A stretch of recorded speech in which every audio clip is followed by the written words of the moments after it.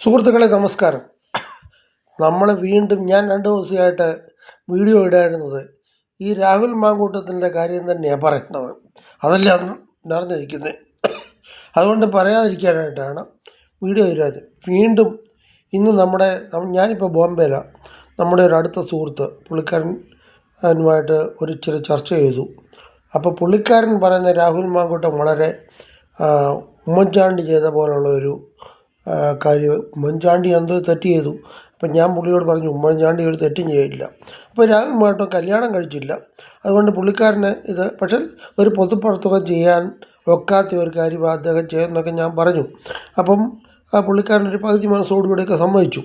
എന്നിരുന്നാലും ഇപ്പം ചർച്ച നടന്നുകൊണ്ടിരിക്കുന്നത് രാഹുൽ മാങ്കൂട്ടത്തിൻ്റെ കാര്യമാണ്.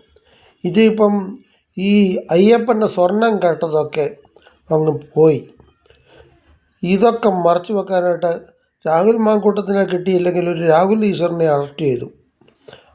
അങ്ങേരെ അപ്പം ചാനൽ ചർച്ചകളൊക്കെ ഇപ്പം പൊടിക്കുകയാണ് രാഹുലുമായിട്ട്.